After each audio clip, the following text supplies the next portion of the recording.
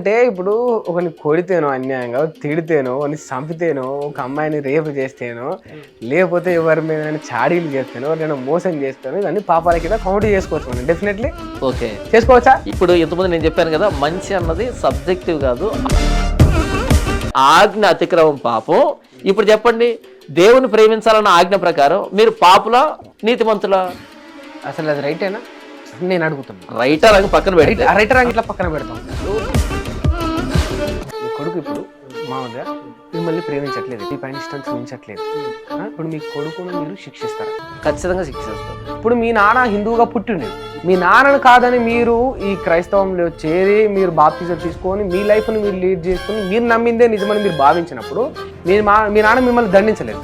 మీ నాన్నకు ఆ హక్కు లేదన్నట్టు మీరు భావించలేదు, ఎందుకంటే నేనే రైట్ అని మీరు నమ్మినప్పుడు మీ కొడుకు కూడా మీ పైన ప్రేమ చూపకుండా ఒక ప్రత్యేకమైన జీవితం చూసుకోవడం కూడా రైట్ అవుద్ది కదా. క్రైస్తవాన్ని రెండు భాగాలకు విడగొడతారు. క్రైస్తవ రెండు భాగాలు ఒకటి ఏంటంటే క్యాథలిక్స్, రెండు ప్రొటెస్టెంట్స్ అంటారు. క్యాథలిక్స్ అంటే ఎవరంటే విగ్రహారాధన చేసేవాళ్ళు. అసలు యేసు ప్రభువుకు ఇప్పుడు వీళ్ళు ఏదైతే విగ్రహాల ద్వారా చూపిస్తుందో లాంగ్ హెయిర్, ఇది అదేనా ఒరిజినల్ రూపం? మీరు చెప్పండి, ఈ కెమెరా వచ్చింది ఎప్పుడు? ఇదంతా ఫేక్. ఇప్పుడు ఇదంతా ఫేకే కదా. యేసు ప్రభు రూపంగా ఇప్పుడు ఏదైతే చలామణిలో ఉందో ఇది ఒరిజినల్ కాదు అని చెప్పి, ఈ రూపం ఒరిజినల్ కాదు కాదు కాదు మరి ఇప్పుడు వీళ్ళంతా చేసేదంతా ఉత్తదే. అయితే ఇప్పుడు వీళ్ళు బైబుల్ చదువుతారు కదా, వీళ్ళు కూడా చదువుతారు. మరి బైబుల్లో ఇవన్నీ ఉంటాయి కదా. అవును, మరి ఆ మాత్రం ఇంకిత జ్ఞానం లేకుండా ఎట్లా ఉంటారు? బుక్ షాప్కి వెళ్ళి ఇంజనీరింగ్ సంబంధించిన పుస్తకాలు తీసుకున్నాను అనుకో, ఇంజనీరింగ్ పుస్తకాన్ని కొనుక్కున్నాను అనుకో, 900 రూపాయలు కొనుక్కున్నాను అనుకోండి, కొనేసుకున్నా కదా నాకు అర్థం అయిపోతుంటే అర్థం కదా. అది దేవుడి దగ్గర పెట్టి తీసుకొస్తేనే ప్రసాదం. ఇప్పుడు గుట్ట దగ్గర, తిరుపతి కొండ దగ్గర రోజుకు కొన్ని వేల లడ్లు అమ్మబడతా ఉంటాయి. దేవుడి దగ్గర పెట్టే లడ్డు అసలు ఒకటి ఉంటుంది, కింద అమ్మబడేవన్నీ దేవుడి దగ్గర పెట్టరు. నాకు ఫస్ట్ లో ఒకటి చెప్పారు కదా, అంటే దేవుడు ఇద్దరిని సృష్టించాడు, ఆదాము హవ్వ. వాళ్ళిద్దరి నుంచి ఈ సృష్టి అంతా మొదలైంది. మొత్తం మానవ జాతి వచ్చింది వాళ్ళిద్దరి నుండి. వాళ్ళ మరి కుక్కలు, కుందేళ్ళు, పాములు ఇవన్నీ ఎట్లా వచ్చాయి? నేను మొక్కట్లేదు, నేను అన్నం మందికి. ఓకే, ఎట్లా సాధ్యపడింది మరి నాకు? నేనేమన్నా ఇప్పుడు పల్లెంలో నేను రియల్ గా చెప్తున్నా, కల్పించడం లేదు. గాంధీ హాస్పిటల్ దగ్గర నా బర్త్డేకి నేను మా బ్రదర్ ఇద్దరం కలిసి మేము ఒక 4000 రూపీస్ అక్షరాల ఆన్వర్డ్స్ 4000 రూపీస్ ఫుడ్ తీసుకెళ్లి మేము డొనేట్ చేసాం. మరి మా ఫుడ్ వాళ్ళకి చేరద్దు, చెడిపోవాలా, కళ్ళం హాల, రోడ్డు మీద పడాలా, కుక్కలు నందలు వచ్చి తినాలా. మరి ఎట్లా చేరింది? దేవుణ్ణి మొక్కనే మాకు ఇది ఎట్లా సాధ్యపడింది? ఓకే, నేను చెప్పిన మాట మీరు స్పష్టంగా వినలే. 613 ఆజ్ఞలు అనేటువంటి పదప్రయోగం చేశాను. 613 ఆజ్ఞలు పదప్రయోగం చేశాను. 613 ఆజ్ఞలు చెప్పింది దేవుడు. 613 ఆజ్ఞల్లో 612 ఆజ్ఞలు నెరవేర్చి ఒక్క ఆజ్ఞను అతిక్రమించామనుకో, ఆ ఒక్క ఆజ్ఞ ఇచ్చింది ఎవరు? 613 ఆజ్ఞలు ఇచ్చింది దేవుడే. 613 ఆజ్ఞలో నేను 612 ఆజ్ఞలు నెరవేర్చాను. ఆ ఒక్కదాన్ని ఒక్క ఆజ్ఞ ఏంటిది? వినండి, ఒక్క ఆజ్ఞ ఏంటి? ఏం అడుగుతున్నా, మీరు అడుగుతున్న 613 ఆజ్ఞల్లో 612 ఆజ్ఞలు నేను నెరవేర్చాను. 613 ఆజ్ఞలు నేను నెరవేర్చింది ఏంటో మీరు చెప్పండి. అలా ఇక్కడ నేను అడుగుతున్నాను బ్రదర్, 613వ ఆజ్ఞ నేను నెరవేర్చనిది ఏంటో మీ నోటి ద్వారా నాకు చెప్పండి. ఇప్పుడు మొట్టమొదటి మీరు 612 నెరవేర్చలే కాబట్టి 613 ఏంటన్నది మీరు నాకు చెప్పండి. మీకు పాయింట్ లో ఒకటి ఉంటది కదా, ఇక్కడ మీ ఉద్దేశం ఒకటి ఉంటది కదా. 613 మీరు నెరవేర్చినప్పుడు ఆ ఒకటేంటో నేను చెప్పగలుగుతాను, అర్థమైపోతాయి. ఏ ఉద్దేశంతో అన్నారు మరి 613? బైబిల్లో రాయబడ్డాయి బ్రదర్. బైబిల్లో ధర్మశాస్త్రం అంటే 613 ఆజ్ఞలు. మీరు అల్టిమేట్ గా మీ ఎండ్ ఏంటో నేను చెప్పనా, దేవుణ్ణి ఆరాధించడం దగ్గరికే వస్తారు. లేదు, నేను అక్కడికే వస్తున్నా. అక్కడికే వస్తారు, నాకు తెలుసు. నేను తెలిసేంటి, నేను ప్రారంభించి అదే చెప్తున్నా కదా, దేవుడు బయట మంచి అన్న సాధ్యం కాదు. 612 మనం నెరవేర్చి ఒక్కటి నెరవేర్చకపోయినా దాన్ని ఇచ్చింది కూడా దేవుడే కాబట్టి ఆయన వాటిని కదా మనం అతిక్రమించింది. కాబట్టి దేవునికి బయట మంచిగా ఉండడం అన్న సాధ్యం కాదు అనేది నేను మీకు చెప్తున్నాను. ఎలాగైతే 2 కాళ్ళు లేనివాడు రన్నింగ్ రేసులో పాల్గొనలేడో, పరిగెత్తలేడో, అలాగే దేవుణ్ణి కాదని మంచి చేయడం అంటే సాధ్యం కాదు. మీరు చెప్పారు మీ బర్త్డే గాంధీ హాస్పిటల్లో ఏదో అన్నదాన కార్యక్రమం చేసామని. సంవత్సరానికి ఒకసారి అన్నదాన కార్యక్రమం చేశారు. మరి మిగిలినటువంటి సంవత్సరం అంతా ఏమేం చేస్తున్నారు అన్నది అది మీకే తెలియాలి కదా. అప్పుడు 4,000 రూపాయలు దర్శనం, మా ఊళ్ళో 400, 40 రూపాయలు, 4 రూపాయలు అడుక్కునే వాళ్ళకి మాకు శక్తి మీరు ఇలా చేసింది మాట్లాడుతున్నారు. నేను మాట్లాడుతుంది ఏంటంటే పబ్లిక్ లైఫ్ లో కాకుండా ప్రైవేట్ లైఫ్ లో ఇంకేం చేస్తున్నారు మీరు అన్నది మీకు తెలుసు కదా. తెలుసు కదా. కాబట్టి అక్కడ 4,000 రూపాయల భోజనం అన్నది ప్రైవేట్ లైఫ్ లో చేస్తున్నటువంటి ఈ దారుణాలన్నింటినీ అంటే మన పాపాలన్నింటినీ కొట్టివేయవు కదా. కాబట్టి ఒకరి మంచి చేశాను అన్నది ఓకే, వెరీ గుడ్. అదే సమయంలో మన ప్రైవేట్ లైఫ్ లో మనం చేస్తున్నది ఏంటి, ఇవన్నీ పాపాలే కదా. కాబట్టి ఆ 4,000 రూపాయల భోజనం అన్నది ఈ పాపాలను కొట్టివేయలేదు. పాపాలంటే ఇప్పుడు ఒకని కొడితేనో, అన్యాయంగా తిడితేనో, ఒకని చంపితేనో, ఒక అమ్మాయిని రేపు చేస్తేనో, లేకపోతే ఎవరి మీద చాడీలు చేస్తేనో, ఎవరైనా మోసం చేస్తేనో, ఇవన్నీ పాపాల కింద కౌంట్ చేసుకోవచ్చు మనం డెఫినెట్లీ. ఓకే, చేసుకోవచ్చా? ఇప్పుడు ఇంతకుముందు నేను చెప్పాను కదా, మంచి అన్నది సబ్జెక్టివ్ కాదు ఆబ్జెక్టివ్ అని చెప్పాను. ఇప్పుడు మీరు చెప్పింది సబ్జెక్టివ్. పాపం అంటే ఏంటో చెప్తాను వినండి. అంటే పాపం అంటే మీరు చెప్తున్న ఆబ్జెక్టివ్ చెప్తాను. పాపం అంటే ఏంటో మీకు తెలియదు. ఇప్పుడు నేను పాపం అంటే ఏంటో చెప్పండి. పాపము అంటే ఆజ్ఞ అతిక్రమం పాపం. ఆజ్ఞ అంటే మనల్ని పుట్టించిన దేవుడు చెప్పిన మాటకు వ్యతిరేకంగా ప్రవర్తించడం పాపం. బైబిల్లో చెప్పబడినటువంటి మాటలు ఏంటంటే 2 ఆజ్ఞలు ప్రధానంగా, మొత్తం 613 ఆజ్ఞల్ని 2 ఆజ్ఞలుగా మార్చాలి అంటే యేసుప్రభు 2 ఆజ్ఞలుగా మార్చాడు. 613ని 2 చేశాడు. 2 చేసి 2 చెప్పాడు. 2 అంటే సింప్లిఫై చేసి 2 చెప్పేశాడు. అంటే మొత్తం ఎసెన్స్ అది. ఎసెన్స్ అది. నంబర్ 1 ఏంటంటే నీ దేవుడైన ప్రభువుని, అంటే మన సృష్టికర్తని, నీ దేవుడైన ప్రభువుని నీ పూర్ణ హృదయంతోను, పూర్ణ ఆత్మతోను, పూర్ణ వివేకంతోను, పూర్ణ బలముతోను ప్రేమించాలి. మొదటిది ఏంటి? మొదటిది మనల్ని పుట్టించిన దేవుణ్ణి సంపూర్ణంగా ప్రేమించాలి. ఆరాధించడం కాదు, విశ్వాసం ఉంచడం కాదు, నమ్మకం ఉంచడం కాదు, పూజించడం కాదు, ప్రేమించాలి. ఆయన దేవుణ్ణి ప్రేమించాలి. ఎలా ప్రేమించాలి? పూర్ణ హృదయంతో, పూర్ణ ఆత్మతో, పూర్ణ వివేకంతో, పూర్ణ బలంతో కంప్లీట్ గా ప్రేమించాలి. నంబర్ 2, నిన్ను వలె నీ పొరుగు అని ప్రేమించాలి. ఇప్పుడు ఈ 2 ఆజ్ఞలు ఉన్నాయి కదా, ఆజ్ఞను అతిక్రమించడం పాపం అని చెప్పాను. మొదటి ఆజ్ఞ ఏంటి? మన దేవుణ్ణి, మన సృష్టికర్త ప్రేమించాలి. రెండవ ఆజ్ఞ ఏంటి? నిన్ను వలె నీ పొరుగు అని ప్రేమించాలి. ఇప్పుడు మీరేమన్నారు అంటే పాపం అంటే ఒకరిని కొడితేనో, లేకపోతే ఏమైనా మానభంగం చేస్తేనో, ఎవరికైనా తిడితేనో ఈ పాపం వినండి అని మీరు అన్నారు కదా. ఇవి ఎక్కడికి వస్తాయంటే నిన్ను వలె నీ పొరుగు అని ప్రేమించు అనే ఆజ్ఞ కిందకు వస్తాయి. ఇప్పుడు కొట్టినప్పుడు ఆ వ్యక్తిని ప్రేమించట్లేదు. ఎవరినో అత్యాచారం చేసినప్పుడు నా పొరుగు అని నేను ప్రేమించట్లేదు. మోసం చేసేప్పుడు నా పొరుగు అని ప్రేమించట్లేదు. 2వ ఆజ్ఞను అతిక్రమిస్తున్నావు. ఈ 2వ ఆజ్ఞను అతిక్రమించిన దాన్ని పాపాలుగా మీరు పరిగణలో తీసుకున్నారు. దీనికంటే పైన ఉన్నది ఏంటంటే నీ దేవుడైన ప్రభువుని నీ పూర్ణ హృదయంతో, పూర్ణ ఆత్మతో, పూర్ణ వివేకంతో, పూర్ణ బలంతో ప్రేమించాలి.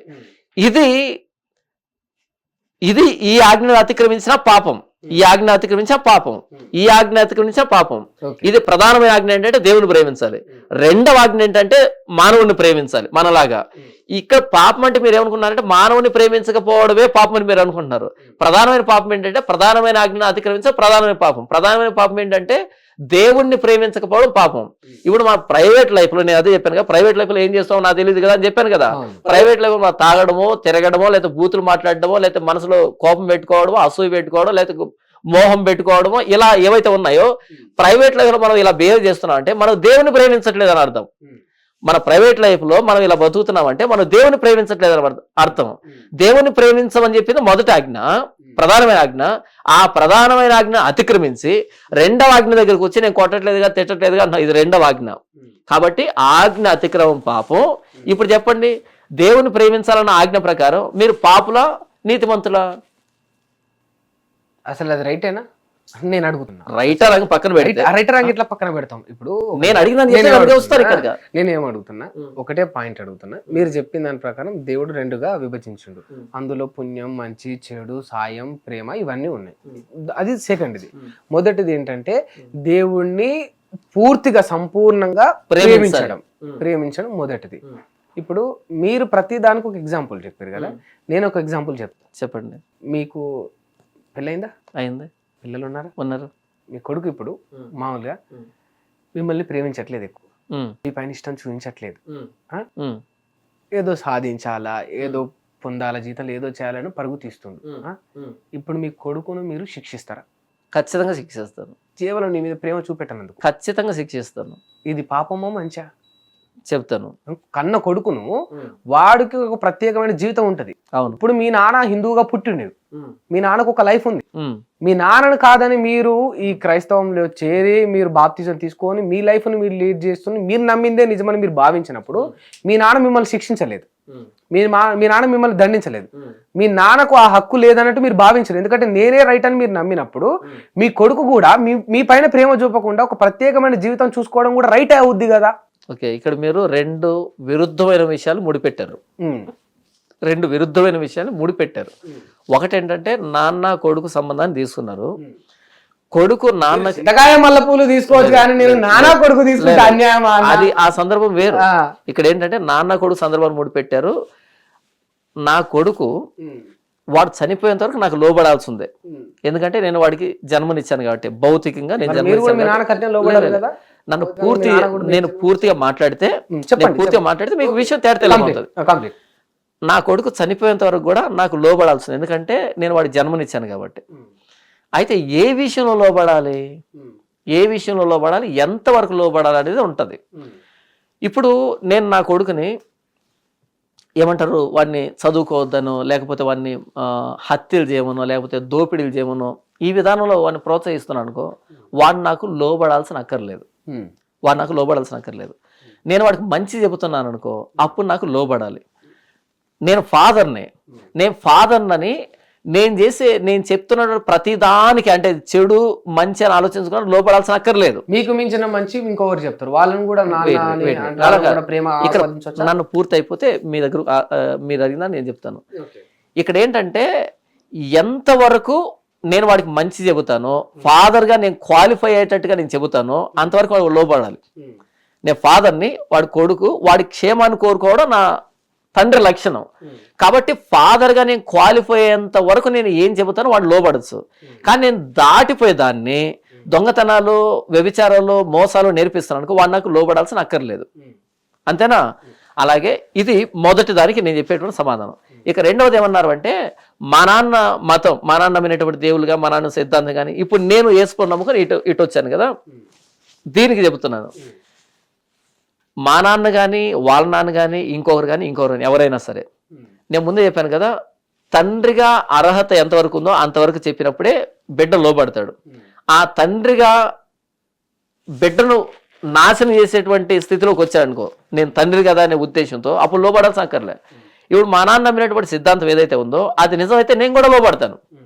నాకంటూ వయసు వచ్చిన తర్వాత మా నాన్నే కదా నన్ను చదివిపించాడు, నా చదువు చెప్పించింది, బుద్ధి నేర్పింది మా నాన్నే. ఆ చదువుతో ఆలోచించినప్పుడు మా నాన్న నమ్మినటువంటి సిద్ధాంతం అన్నది తప్పు, మా నాన్న నమ్మినటువంటి దేవుళ్ళు, గ్రంథాలు తప్పు అని నాకు అర్థమైంది, చదువుకున్నాను కాబట్టి. అట్లే చేస్తే ఏంటి, మా నాన్న నమ్మిందంత తప్పు, మా నాన్న ఇచ్చిన జీవితం వల్ల, మా నాన్న చేర్పించిన మంచి స్కూల్ వల్ల, ఏదో సెయింట్ మేరీస్ ఏదో ఒక స్కూల్లో చేర్పించడం వల్ల నేను జ్ఞానాన్ని పొందినా, నా వ్యక్తిగత జీవితాన్ని జ్ఞానాన్ని నేను బయట నుంచి పొందినా, మా నాన్నది తప్పని ఇప్పుడు మీ కొడుకు భావించిండు అనుకో, అప్పుడు మీ కొడుకు రైటా రాంగా? ఇప్పుడు మీరు ఎలా కూర్చున్నారు జస్ట్ అడుగుతున్నా, నేను చెప్తున్నాను. మీరు ఎలా కూర్చున్నారు, నేను ఎలా కూర్చున్నాను అలాగే కూర్చోబెడతాను. చెప్పు, నాలో నేను నమ్మినటువంటి దాంట్లో ఏం తప్పు ఉందో చెప్పని కూర్చోబెడతాను. ఒకవేళ ఆ రోజు కనుక నేను వాడికి సమాధానం చెప్పలేకపోతే ఖచ్చితంగా నేను అంగీకరిస్తాను, శభాషాన్ని భుజం తడతాను. అటువంటి అంగీకరిస్తారు ఖచ్చితంగా. ఫైన్ అండి. సరే, ఇప్పుడు మనం ఒక విషయాన్ని అసలు మొదట్లోనే నేను అడుగుదాం అనుకుని అదంతా కూడా డివేట్ అయిపోయింది. మీరు చెప్పిరు అంటే యేసుక్రీస్తు ఉన్నాడు అన్నదానికి ఆనవాళ్ళు ఉన్నాయి, బీసీ నుంచి వెళ్ళి కావచ్చు, ఇప్పటి వరకు కావచ్చు, అవన్నీ చెప్పిండ్రు కదా. మరి అట్లనే ఇప్పుడు మీరు ఎట్లయితే యేసుప్రభు పాపులను రక్షించడానికి, వాళ్ళకు మంచి జీవితాన్ని ఇవ్వడానికో, వాళ్ళకి ఏదో కల్పించడానికి వచ్చిన జీవితాన్ని అన్నట్టు చెప్పారు కదా, అట్లనే హిందూ ఈ సనాతన ధర్మంలో ఈ భారతదేశంలో కూడా ప్రజలని మంచిగా నడిపించడానికి, రావణాసురుడు వంటి కొందరు రాక్షసుల నుంచి వెళ్ళి ప్రజలను కాపాడడానికి విష్ణుమూర్తి అవతారం నుండి శ్రీరాముడిగా మానవుడిగా జన్మించుండు దేవుడు అని చెప్పేసి వాళ్ళు కూడా బిలీవ్ చేస్తారు. ఇప్పుడు వాళ్ళది తప్పెట్లా అవుతుంది? మరి మీరు చెప్పిన దాంట్లోనే సమాధానం ఉంది, వాళ్ళు కూడా బిలీవ్ చేస్తారు అని మీరు అన్నారు. నేను ప్రారంభంలో చెప్పాను, యేసు ప్రభు నమ్మకం కాదు, ఆయన నిజం అని చెప్పాను. వాళ్ళకు కూడా అది నిజమే, అంటే నా భాషలో బిలీవ్ చేస్తారని చెప్పినా కానీ వాళ్ళకు దేవుడు ఒక నమ్మకం, దేవుడు వాళ్ళకు ఒక నిజం. శ్రీరాముడి ఆనవాళ్ళు కావచ్చు, ఇక్కడ ఉన్న కట్టడాలు కావచ్చు, వాళ్ళకు మీరు ఎట్లయితే గ్రంథాలు అని చెప్పారు, వాళ్ళకు గ్రంథాలు, చారిత్ర అంతా కూడా వాళ్ళు దాన్ని బేస్ చేసుకొని మా దేవుడు నిజమని వాళ్ళు చెప్తారు. నాకు తెలిసి చరిత్ర ఏమి లేదు, పురాణాలు ఉన్నాయి. చరిత్ర ఏం లేదు, నేను చదువుకున్నాను కదా, చరిత్ర ఏం లేదు, పురాణాలు ఉన్నాయి. ఆ పురాణాలకు సంబంధించిన కట్టడాలు ఉండొచ్చు. ఇప్పుడు మీరు కూడా కట్టొచ్చు, డబ్బు ఉంటే ఎవరైనా కట్టొచ్చు. కట్టడాలు అనేటివి చరిత్రను ప్రూవ్ చేసేటివి ఏం కాదు, అవి కట్టడాలు ఎవరైనా కట్టొచ్చు. చరిత్ర ఉందని నాకైతే తెలియదు, నేను చదువుకున్న దాంట్లో ఎక్కడ చరిత్రగా ఎక్కడ రాలేదు. మిథాలజీ పురాణాలుగా వచ్చాయి, ఇతిహాసాలుగా కావ్యాలుగా ఇలా నేను చదువుకున్నాను తప్ప అవి చరిత్ర అని నేను ఎప్పుడు చదవలేదు. అలాంటి ఫ్యాక్ట్స్ కూడా, అలాంటి ఆధారాలు కూడా ఎక్కడ లేవు. ఉదాహరణకి మీరు తీసుకున్నటువంటి అదేదో రామాయణం అన్నారు కదా, రాముడు అని అన్నారు కదా, మరి అంటే వానర జాతి అనేది లేదని ఈ మధ్య మాట్లాడుతుంటే నేను విన్నాను. మరి అలాంటిది ఉందేమో మరి మీరు చెప్పాలి. పోయినసారి మహేంద్ర అన్న సిగ్నేచర్ స్టూడియోలో మాట్లాడుతూ ఉన్నప్పుడు మహేంద్ర అన్న చెప్పాడు, రావణాసురుడి తల బయటపడింది అని అన్నాడు. ఎక్కడో శ్రీలంకలో ఎక్కడో బయటపడింది అంటే నేను అడిగాను, ఇంతకు ఒకటే తల బయటపడిందా లేకపోతే 10 బయటపడ్డాయా అని అడిగాను నేను. దానికి అన్న నవ్వి ఊరుకున్నాడు కదా, సమాధానం చెప్పలేదు నాకు తెలియదు. అంటే రావణాసురుడి తల బయటపడింది అనేటట్టుగా అన్నాడు. నేను అడిగాను 10 బయటపడ్డాయా ఒకటే బయటపడిందా అని. మరి 10 బయటపడుతున్నాయా ఒకటే బయటపడుతుందా? కాబట్టి నేను ఏమంటున్నాను అంటే, మీరు ఎవరైతే అన్నారో అవి మిథాలజీగా, పురాణాలు, కావ్యాలు, ఇతిహాసాలుగా నేను చదువుకున్నాను తప్ప నా పాఠ్య పుస్తకాల్లో అవి చరిత్ర అని నేను ఎక్కడ చదవలేదు. అవి చరిత్ర అని నేను నమ్మట్లేదు, అవి నేను చదవలేదు కూడా. పురాణాలుగా నేను చూశాను. నేను ఇక్కడ భారతదేశంలో పురాణం ఎలాగుందో గ్రీక్ మిథాలజీ ఉంది, రోమన్ మిథాలజీ ఉంది, బాబిలోనియన్, ఈజిప్టియన్, ప్రతి దేశానికి ఆ కల్చర్కి సంబంధించి మిథాలజీ కోకొల్లలుగా ఉన్నాయి. నేను మిథాలజీని పరిగణించేవాడిని కాదు, నాకు చరిత్ర కావాలి. దానికి నేను స్టార్టింగ్లో చెప్పాను, BC-AD యేసు ప్రభు చారిత్రాత్మకమైనటువంటి దేవుడు అని నేను చెప్పడం జరిగింది. ఈ పురాణాలను బట్టి నేను ఆలోచన మార్చుకునే వ్యక్తిని కాదు. పురాణాలు ఏముంది, ఎవరైనా పుట్టించవచ్చు. అంటే అట్లీస్ట్ దేవుడికి సంబంధించిన ఆనవాళ్ళు అన్నీ ఉన్నాయి. వీళ్ళు దేవుని నిజము నమ్మకము అని భావించడానికి వాళ్ళకి అదొక అర్థం ఉంది. ఇక్కడ మా దేవుడు ఆనవాళ్ళు ఉన్నాయని ఇక్కడ ఈ భారతదేశంలోని హిందువులకు అదొకటి ఉంది. అవి లేవని కదా నేను చెప్పాను ఇంతవరకు, అవి లేవని కదా ఇంతవరకు. వచ్చినాయి మరి విగ్రహాలు వాళ్ళని అడగాలి, నాకేం తెలుసు అవన్నీ. లేవని మీరంటే అడిగితే నేను చెప్తాను కానీ వాళ్ళ దేవుళ్ళు ఎలా వచ్చారు నాకెలా తెలుసు? నేను చెప్పాను కదా, పురాణాల్లో ఉన్నటువంటి పాత్రని వాళ్ళు రూపాన్ని ఇచ్చుకున్నారు. సరే, వాళ్ళు రూపాన్ని ఇచ్చుకున్నారు. నేను అంటున్నా దేవుడు నిజమేనేమో, మరి అందుకే అవన్నీ ఈ విగ్రహాలు ఇవన్నీ పుట్టాయేమో. దేవుడు నిజం, దేవుడు నిజం. ఆ దేవుడు ఈ విగ్రహం ఇద్దరు ఒకటి కాదు. దేవుడు నిజం కానీ విగ్రహాలు దేవుడు ఒకటి కాదు. దేవుడు నిజం. ఆ నిజమే నన్నే నమ్మండి, నన్నే కొలవండి అని యేసు ప్రభు వచ్చాడు. వెలిసాయేమో శ్రీరాముడి విగ్రహాలు, శ్రీరాముడి. నేను చెప్తున్నాను, ఎందుకు ఇంత కన్ఫ్యూజ్ అవుతున్నారు? నేను కన్ఫ్యూజ్ అవ్వట్లే, నేను క్లారిటీగా ఉన్నా.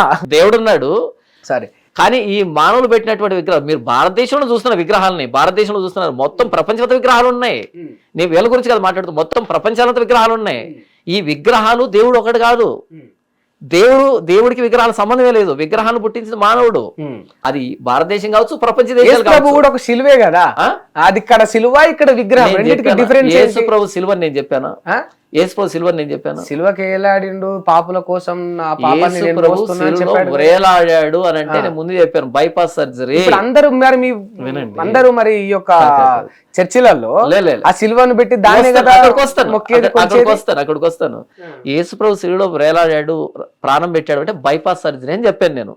పాపానికి ప్రాయచిత్తం జరిగింది అని చెప్పాను తప్ప సిలువను మొక్కమని గానీ, సిలువ మీద యేసు ప్రభు బొమ్మను పెట్టమని మొక్కుతున్నారు కదా. నేను కూడా చర్చికి వెళ్ళాను. ఓకే, మీకు సరిగ్గా క్రిస్టియానిటీ గురించి తెలిసిన చర్చికి వెళ్ళాను. మీరు చర్చికి వెళ్ళుంటారు కానీ క్రైస్తవం అంటే ఏంటి మీకు తెలిసిండే అవకాశం లేదు. ఎప్పుడు వెళ్ళుంటారు కదా. క్రైస్తవాన్ని 2 భాగాలు విడగొడతారు. క్రైస్తవ 2 భాగాలు ఒకటి ఏంటంటే క్యాథలిక్స్, 2 ప్రొటెస్టెంట్స్ అంటారు. క్యాథలిక్స్ అంటే ఎవరంటే విగ్రహారాధన చేసేవాళ్ళు, జస్ట్ లైక్ హిందువులాగా. కాకపోతే వీళ్ళ చేత బైబుల్ ఉంటుంది అంతే. కాకపోతే వీళ్ళు పెట్టుకునేది మరియమ్మ బొమ్మనో యేసు బొమ్మనో పెట్టుకుంటారు, హిందువులాగా అంతే. కాకపోతే హిందువులు రాముని, కృష్ణుని వాళ్ళని పూజిస్తారు కానీ వీళ్ళు యేసు ప్రభుని, మరియమ్మని బొమ్మలు పెడతారు, బైబుల్ పట్టుకుంటారు అంతే. అదే అంటున్నాను. వీళ్ళని క్రైస్తవులుగా బైబుల్ పరిగణించదు, బైబుల్ తీసి ఎవడు పరిగణించడు. వాళ్ళు పక్కన పెట్టేశారు. కల్ట్ అంటాం మేము వాళ్ళని. కల్ట్ అంటే దుర్బోధ, తప్పుడు శాఖ, చేదైన వేరు, కల్ట్ అని పిలుస్తాం దాన్ని. క్యాథలిక్స్ అంటారు వాళ్ళని. వాళ్ళని పక్కన పెట్టేశాం. మీరు చూసినటువంటి బొమ్మలు, మరియం బొమ్మలు, యేసు బొమ్మలన్నీ వాళ్ళకి సంబంధించినవి. ఎందుకంటే బైబిల్లో చాలా స్పష్టంగా రాయబడింది. నిర్గమకాండం 20వ అధ్యాయంలో ఆకాశం అందు కానీ భూమి మీద కానీ భూమి క్రింద ఉండే నీళ్ళ ఎందు కానీ ఏ రూపాన్ని కానీ విగ్రహంగా చేసుకోకూడదు, దాన్ని సాగిలపడకూడదు, నమస్కారం చేయకూడదు అని స్పష్టంగా దేవుడు ఆజ్ఞ జారీ చేసిన తర్వాత ఏ రూపాన్ని చేసుకోకూడదు అని చెప్పిన తర్వాత మరలా యేసు బొమ్మ చేస్తాం, మరియం బొమ్మ చేస్తామంటే బైబిల్ని కాంట్రాడిక్ట్ చేసినట్టు కదా, వ్యతిరేకించినట్టు కదా. కాబట్టి వాళ్ళు క్రైస్తవులు కారు, విగ్రహారాధన చేస్తున్నటువంటి ఒక తెగ. కాబట్టి దురదృష్టం ఏంటంటే బైబిల్ పట్టుకున్నారు అంతే. ఓకేనా? ఎవడో మర్డర్ చేసి బైబిల్ పట్టుకున్నాడు అనుకో, వాడు క్రిస్టియన్ ఏం కాదు కదా. కాబట్టి అలాగే విగ్రహారాధన చేసేవాళ్ళు క్రైస్తవులు కారు. మీరు చెప్పారు కదా మీ క్రైస్తవులు కూడా చేస్తున్నారంటే వాళ్ళు అసలు క్రైస్తవులుగా బైబిల్ అంగీకరిస్తారు. ఎందుకంటే బైబిల్లో చెప్పిన మాట విగ్రహారం చేయకూడదని. విగ్రహారం చేసేవాడు ఇంక బైబిల్ పట్టుకుంటే బైబిల్ వాడి సంబంధం ఏంటి? కాబట్టి వాళ్ళు క్రైస్తవులు కాదు. క్రైస్తవుడు ఎవడు విగ్రహారం చేయడు. అసలు యేసు ప్రభువుకు ఇప్పుడు వీళ్ళు ఏదైతే విగ్రహాల ద్వారా చూపిస్తుందో లాంగ్ హెయిర్ ఇది అదేనా ఒరిజినల్ రూపం? మీరు చెప్పండి. ఈ కెమెరా వచ్చింది ఎప్పుడు? 1800లో వచ్చింది. కెమెరా వచ్చి 1800లో వచ్చింది. యేసు ప్రభు ఎప్పటాడు? 2000 సంవత్సరాల క్రితం వ్యక్తి. 2000 సంవత్సరాల క్రితం కెమెరా లేనప్పుడు ఆయన ఫోటో, ఆయన ముఖం ఎలా ఉంటుంది, ఆయన రూపం ఎలా ఉంటుంది, ఎవడు చూశాడు? సో ఇదంతా ఫేక్ అంటే ఇప్పుడు ఇదంతా ఫేకే కదా. యేసు ప్రభు రూపంగా ఇప్పుడు ఏదైతే చలామణిలో ఉందో ఇది ఒరిజినల్ కాదు అని చెప్తున్నా. ఒరిజినల్ కాదు. యేసు ప్రభు అబద్ధం అని చెప్పట్లేదు. ఈ రూపం ఒరిజినల్ కాదు. కాదు కాదు మరి ఇప్పుడు వీళ్ళంతా చేసేదంతా ఉత్తదే అయితే అసలు వాళ్ళు విగ్రహారం చేస్తుంటే వాళ్ళు క్రైస్తవులు కాదని చెప్పేశాను. ఇంకా మరి ఇప్పుడు మీరు మామూలుగా ఇప్పుడు ఇంత బోధిస్తారు, ఇంతమందికి వేరే వాళ్ళకి వీళ్ళకి ఎన్నో చెప్తారు కదా, అసలు వాళ్ళంతా దాకా ఓడేందుకు? మరి మీ దగ్గర ఇన్ని లోపాలు ఉన్నాయి, వీళ్ళని సరి చేసుకోవచ్చు కదా. అంటే మీరు నా ఛానల్ సరిగ్గా చూడలేదు అనుకుంటాను. నాకు 2 ఛానల్స్ ఉన్నాయి. Jesus Christ the only solution అనే ఛానల్ ఒకటి ఉంది. వుల్ఫ్స్ ఇన్ షీప్స్ క్లోతింగ్ అనే ఛానల్ ఉంది. వుల్ఫ్స్ ఇన్ షీప్స్ క్లోతింగ్ అంటే గొర్రె చర్మం వేసుకున్న తోడేళ్ళు అని. దాంట్లో ఎప్పుడు ఇదే పని నాకు. గొర్రె చర్మం వేసుకున్న తోడేళ్ళు అంటే నకిలీ వ్యక్తులని వీళ్ళ మీద ఎప్పుడు మాట్లాడుతూ ఉంటారు. వీళ్ళు బైబుల్ చదువుతారు కదా, వీళ్ళు కూడా చదువుతారు. మరి బైబుల్లో ఇవన్నీ ఉంటాయి కదా. అవును. మరి ఆ మాత్రం ఇంకిత జ్ఞానం లేకుండా ఎట్లా ఉంటారు? వెరీ గుడ్, మంచి ప్రశ్న అడిగారు. బైబుల్ చదివినప్పుడు అందరికి అర్థం కాదు. అది బైబిల్ అందరికి అర్థం కాదు. ఇప్పుడు బుక్ షాప్కి వెళ్ళి ఇంజనీరింగ్ సంబంధించిన పుస్తకాన్ని తీసుకున్నాను అనుకో, ఇంజనీరింగ్ పుస్తకాన్ని కొనుక్కున్నాను కదా, 900 1000 కొనుక్కున్నాను అనుకోండి, కొనేసుకున్నా కదా నాకు అర్థం అయిపోతుంటే అర్థం కాదు అది. అలాగే బైబిల్ కూడా ఒక వ్యక్తి బోధించకపోతే అర్థం కాదు అది. అయితే చాలా మంది స్వార్థపరులు ఏంటంటే, ఇప్పుడు మీరు చెప్పారు కదా మరియమ్మ బొమ్మ, యేసు బొమ్మ పెట్టి ఇది ఒక బిజినెస్. అలా చేస్తున్న వాళ్ళు నిజాన్ని ఎందుకు చెప్తారు? నిజాన్ని చెప్పరు, ఎందుకంటే అది బిజినెస్ కాబట్టి ఈ బైబిల్ కొనుక్కున్నంత మాత్రం చేత బైబిల్ అర్థం కాదు.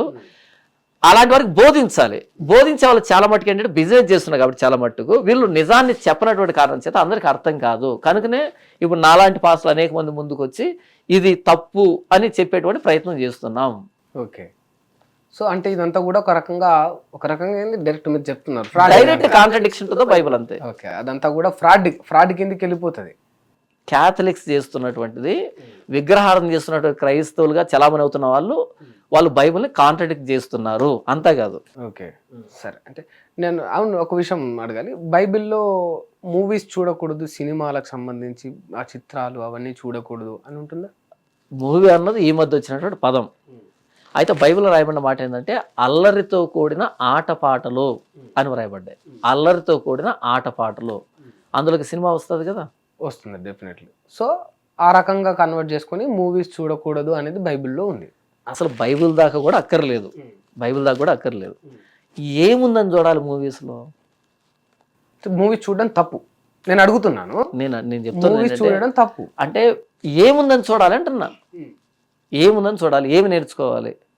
మస్తు మంచి నేర్పిస్తారు కదా. ఒక ఉదాహరణ చెప్పండి. అమ్మతోటి ప్రేమ ఎట్లుండాలో కొడుకు చూపిస్తాడు, అమ్మతోటి ప్రేమ ఎట్లుండాలో చూపిస్తారు, నాన్నతోటి ఎట్లుండాలో చూపిస్తారు, 10 మందికి అన్నం ఎట్లు పెట్టాలో చూపిస్తారు. మొన్న భరత్ అనే నేనైతే సినిమా వచ్చింది, ఒక ముఖ్యమంత్రి అంటాడు ఎంత నిజాయితీగా ఉండాలి ఈ వ్యవస్థలో, ఇప్పుడు ఎట్లా ఉంది రాజకీయం అని చూపిస్తారు. అప్పుడు లీడర్ సినిమా తీస్తారు, అందులో ఉంటది. మీరు ఒక లైన్లో చెప్పేసుకుంటూ వెళ్ళిపోయారు. మరి ఆ మూవీ పేరు నాకు అక్కర్లేదు. ఏ మూవీ అయినా సరే, ఇది 10 మందికి అన్నం పెట్టాలని మూవీ ఉందనుకోండి ఫర్ ఎగ్జాంపుల్, అందులో హీరోయిన్ ఉంటది కదా, ఉంటది. ఎలాంటి బట్టలు వేసుకుంటది?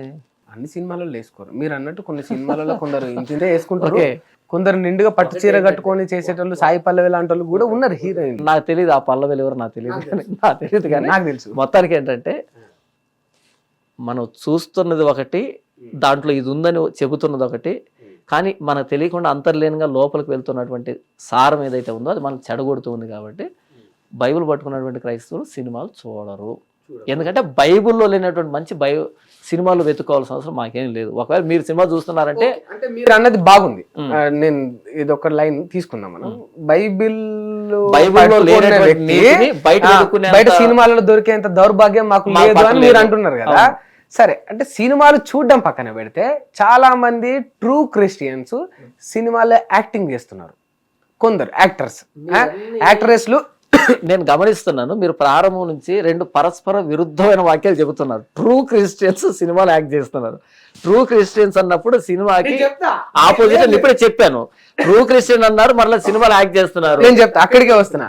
Coming to the point. ఆయన చాలా మంచోడు, నేను బార్ లో కనిపించారు తాగుతూ అన్నట్టుంది. లేదు, అంటే సినిమాలు బార్తో సమానం కాదు. సినిమాలు బార్తో సమానం. దానికంటే దరిద్రం అని చెప్తున్నా. కాదు, దానికంటే దరిద్రం తాగితే సాయంకాలానికి మత్తు దిగిపోతుంది. బార్లన్నీ ఒకేలాగా ఉంటాయి, ఒకే మత్తును ఒకే రకరకాల బ్రాండ్ తోటి మందును ప్రొడ్యూస్ చేస్తాయి. బట్ సినిమాలన్నీ ఒకే రకంగా చెడును ఎప్పుడు బట్టలిపి అమ్మాయిలు చూపెట్టట్టు ఏముండే. అందులో కొంచెం మంచి ఒకవేళ అందులో మంచి ఉంటే మీకు అది సరిపోతుంది, ఎందుకంటే మీ దగ్గర బైబిల్ లేదు కాబట్టి. ఆ మంచిని మీరు తీసుకోవచ్చు. బైబిల్ పట్టుకున్న క్రైస్తవుడు దీన్ని దాటి అంత దాన్ని నేను చెప్పాలనుకున్న పాయింట్ వేరు. అసలు నేను ఏమంటున్నా అంటే, ఇప్పుడు మీరు ఎవరైతే ఒక క్రిస్టియన్ ఉన్నాడు, ఒక బైబుల్ ను చదివే క్రిస్టియను, యేసుక్రీస్తును దైవంగా మొక్కే ఒక క్రిస్టియను, ఆయనకు నటన అంటే ఇష్టం, యాక్టింగ్ చేయడం ఇష్టం. ఆయనే సినిమాలో అవకాశం వచ్చి సినిమాలోకి వెళ్ళాడు, నటిస్తున్నారు. కొందరు సింగర్స్ గా ఉన్నారు, కొందరు యాక్టర్స్ గా ఉన్నారు, కొందరు యాక్టరెస్ గా ఉన్నారు. వీళ్ళందరూ వాళ్ళ పొట్ట కూటి కోసం పని చేసుకుంటారు. బైబుల్ చదివినంత మాత్రమే డబ్బులు రావు. మీరు అన్నట్టు జీవితంలో పిల్లడికి ఒక మంచి నేర్పాలంటే వాడిని ఒక మంచి స్కూల్లో జాయిన్ చేయించాలి. వాడికి బట్టలకు, చెప్పులకు, కట్టుకున్న భార్యకు, కనిపించిన తల్లిదండ్రులకు సాయం చేయాలంటే ఆర్థికంగా బలపడాలి. అప్పుడు వాడికి ఏదో ఒకటి కావాలి. వాడు ఎంచుకున్న ఫీల్డ్ సినిమా. ఇప్పుడు ఆ వ్యక్తి తప్పు చేస్తున్నట్ట, మంచి చేస్తున్నట్ట నేను అడుగుతున్నా. పాపం చేస్తున్నట్టు, మహాపాపం చేస్తున్నట్టు. పాపం చేస్తున్నట్టు. ఎందుకు అంటే నటన అనేది బైబిల్లో లేదు. ఫస్ట్ ఆఫ్ ఆల్ అంటే బైబిల్లో ఉన్నదే చేయాలి, ఇంకా అంతే. దాటి ప్రారంభంలో మీకు ఏం చెప్పాను, 613 గీతల మధ్య జీవితం అనే ఆట ఆడాలి. దేవుడు గీసినటువంటి గీతలు అవి 613 అని చెప్పాను కదా. బైబిల్ ఇప్పుడు మన భారతదేశం ఎలా రన్ అవుతుంది? రాజ్యాంగం మీద కదా రన్ అవుతుంది. అవునా?